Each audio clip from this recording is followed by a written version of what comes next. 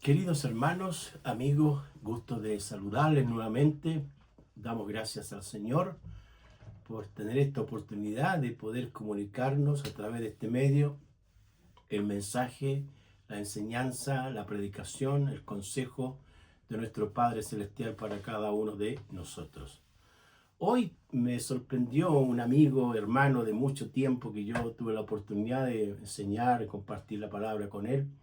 Nuestro hermano Rodrigo Segura. Hermano, Dios te bendiga, gracias por llamar y recordar futuros tiempos. Esperamos en otra ocasión juntarnos y gozarnos en el Señor.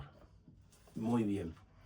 En el día de hoy vamos a acercarnos a la lectura bíblica en el Génesis capítulo 3, los versículos 1 hasta el versículo 24. No lo voy a leer entero, solamente voy a leer el capítulo 3 del 1 al 6, que describe así la palabra del Señor.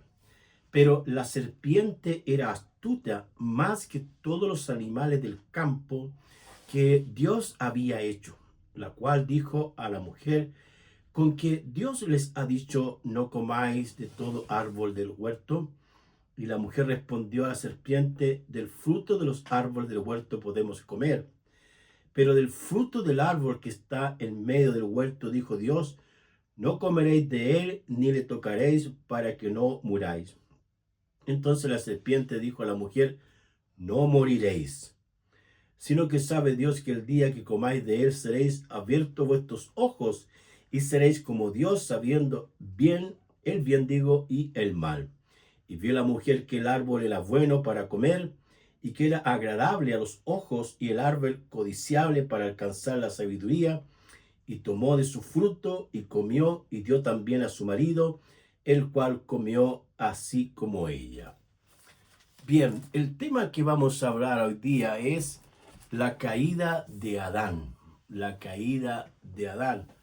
También se puede decir o hacer una acción extensiva: la caída del ser humano, la caída del hombre. En pasajes previos, el Dios, el Señor, demuestra que Adán y él mismo, el Dios Todopoderoso, existía una comunión entre esta creación, es decir, Adán y el Señor.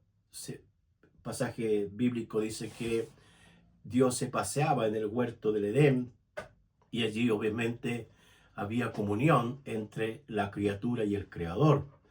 Al mismo tiempo, Adán era una persona que el Dios le había delegado o dado autoridad sobre toda la creación. Tenía que enseñorearse de ella, tenía que administrarla, tenía que cuidarla y también tenía que vivir en su libertad. Ahora, esta libertad que Dios le dio en cuanto a que el huerto de Edén sería su habitación, en cuanto a que él tenía que sojuzgar o dominar sobre las cosas creadas, no significaba enseñorearse de las cosas o extralimitarse. Esta misma acción se puede también traducir a nosotros.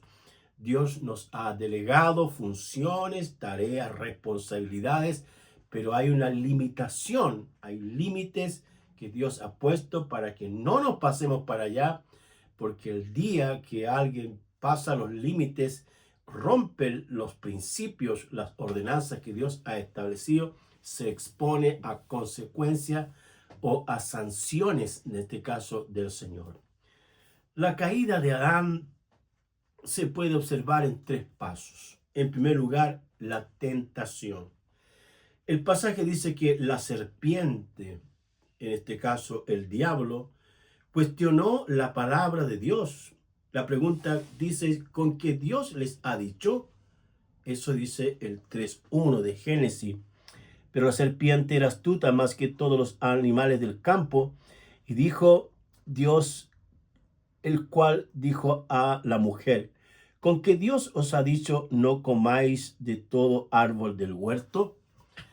El pasaje previo dice que Dios dijo que de todos los árboles del huerto podían comer, de todos, pero del árbol de la ciencia del bien y del mal no debían comer, porque si comían iban a morir. Bien, pero jamás Dios les dijo que no podían mirar el árbol o pasar cerca de él, sino que lo que no debían hacer era comer del árbol de la vida, o del árbol, digo, de la ciencia del bien y del mal. Lo que está haciendo Satanás acá es negar las consecuencias del pecado. No morirás. Normalmente, Satanás, el diablo, el maligno, los demonios, le hacen propuestas a las personas de diferentes áreas, haciéndoles pensar que el hecho que hagan tal cosa no van a tener consecuencias. Pero la palabra del Señor revela claramente que hay consecuencias, que hay efectos negativos o efectos colaterales, o lo que la Biblia llama también la maldición. ¿Qué es la maldición? La maldición es, en este caso, la consecuencia, el juicio, la ira del Dios Todopoderoso derramada sobre una persona o sobre una nación. A veces sucede. Prometió una falsa independencia o posición. Dice, seréis como Dios. Una de las cosas que el ser humano ha querido ser es ser Dios. Es decir, vivir independiente de Dios. Y las Escrituras nos muestran claramente, y el Señor Jesucristo ahí en Juan capítulo 15 hace una enseñanza pedagógica acerca de la importancia de el discípulo, el creyente, el cristiano tiene que estar dependiendo o permanecer ligado siempre al Señor. Porque así como la uva, la parra, las hojas, los pámpanos están unidos a la parra, a la matriz, puede dar fruto y fruto abundante. De la misma forma, si el creyente no permanece en el Señor, no permanece unido al Señor, no va a poder dar fruto. Entonces, el hecho de que Satanás le diga que van a ser como Dios, eso es una mentira, porque el hombre nunca jamás será Dios. Él es una criatura, es una creación, está limitado, tiene límites, los cuales Dios le puso. El pecado partió en el corazón. Satanás siempre ofrece lo bueno, pero oculta las consecuencias. Recuerden que hace unos años había un caballero que cuando yo iba a la feria con mi esposa a comprar la fruta y la verdura, me decía, pastor, hay que portarse mal para pasarlo bien. El hecho es que yo siempre recriminé, no acepté, no lo escuché, y me decía muchas cosas sabiendo que yo era pastor. Y le dije, tenga cuidado con lo que usted está diciendo, porque tarde o temprano eso se puede volver en su contra. Ah, me decía, ¿qué está diciendo usted? Todos los pastores son iguales, decía él. Pero la palabra del Señor nos dice claramente de que tenemos que amar los mandamientos del Señor. Que los mandamientos del Señor son lámpara para guiarnos, para conducirnos, para alumbrarnos el camino. Y que Jesús es el camino, la luz verdadera que nos va a guiar al Dios Todopoderoso para escucharle y atender a su voz. En el Evangelio de Mateo, capítulo 15, 18 al 20, quiero leer ese pasaje, Mateo en el Nuevo Testamento. Vamos a verlo. Mateo, capítulo 15, cuando el Señor Jesús habla acerca de la contaminación.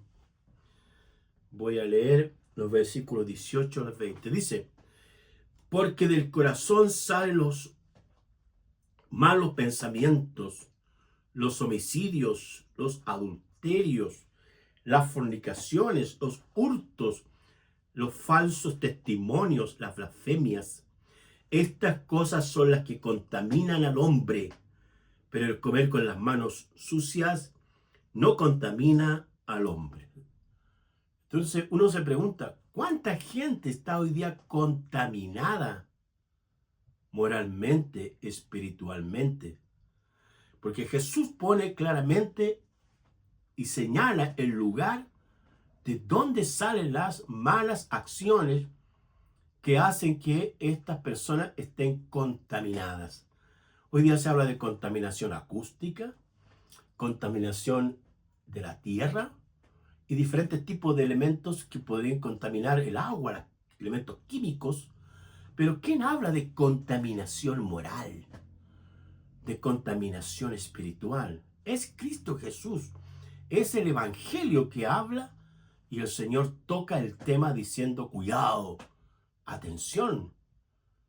La contaminación moral y espiritual destruye la vida de las personas y es Satanás quien promueve este tipo de actos y las personas ingenuamente creen que lo van a pasar mal, creen que lo van a pasar bien, entre comillas, pero después vienen las consecuencias. Porque no hay nada oculto que no haya de esconderse, ni escondido que no haya de manifestarse. Eso dice la palabra del Señor. Bien.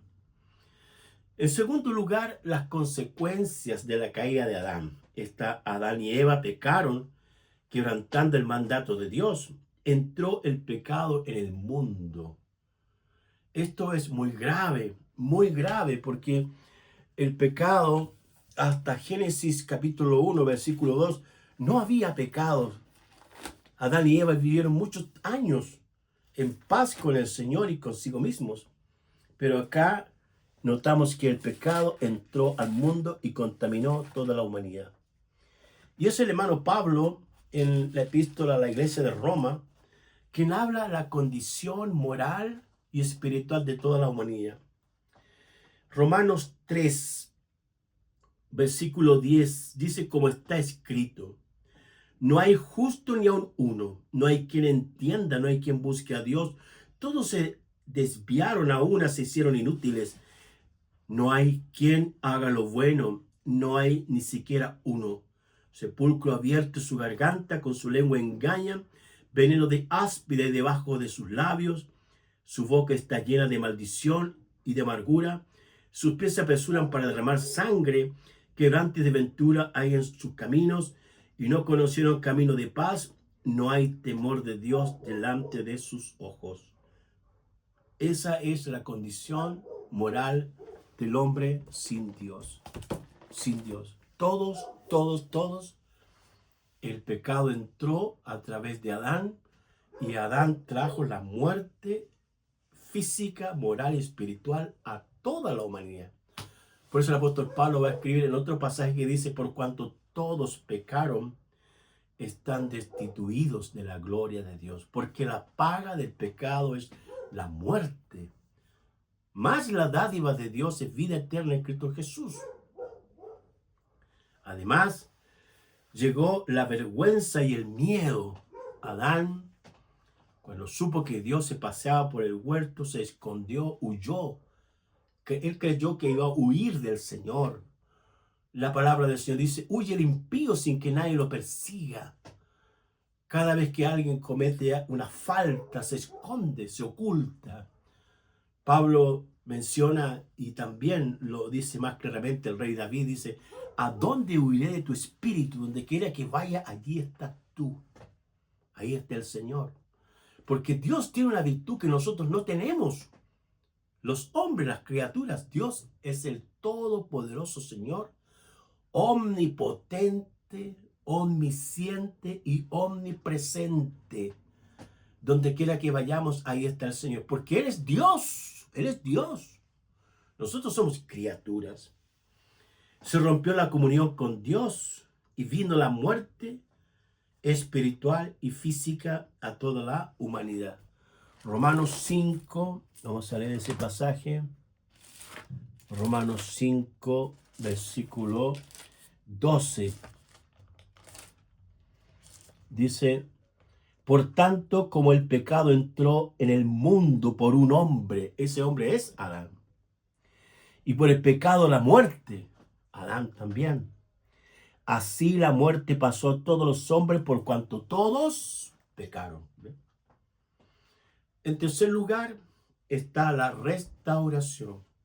Porque si hay algo tan hermoso, tan maravilloso y tan dulce de Dios, que así como Él es el juez implacable, también es el Dios que restaura, que sana, que invita, que sana las heridas, así como Él coloca la llaga, también Él sana las heridas, también restaura. Y nosotros tenemos que pensar en eso. El pasaje bíblico dice que Dios buscó al hombre. Volvamos a Génesis. Génesis 3:9 dice ahí, el capítulo 3:9. Mas Dios llamó al hombre y le dijo, ¿dónde estás tú? ¿Dónde estás tú? Dice el pasaje. Dios buscando al hombre. Lucas 19:10 dice en el Evangelio, porque el Hijo del Hombre vino a buscar y a salvar lo que se había perdido. Mateo 4:24-26 dice que Jesús recorría todas las aldeas predicando y enseñando y sanando a todas las personas. Dios es quien busca al hombre. Las Escrituras también dicen que el Espíritu Santo vendrá a este mundo a convencer de pecado, de justicia y de juicio. De pecado por cuanto no creen en mí. El pecado del hombre es no creer en Cristo, en no aceptar a Jesucristo como su Señor y Salvador, porque Él es el único Redentor. No hay otro Redentor. No hay otro Salvador.